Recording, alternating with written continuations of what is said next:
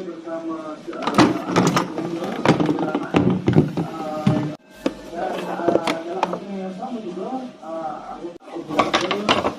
yang pindah mereka menyerta bikin katakan hujan berterusan ini sejak beberapa hari lalu sejak kawasan pertunjukan itu dan oleh itu pihak yang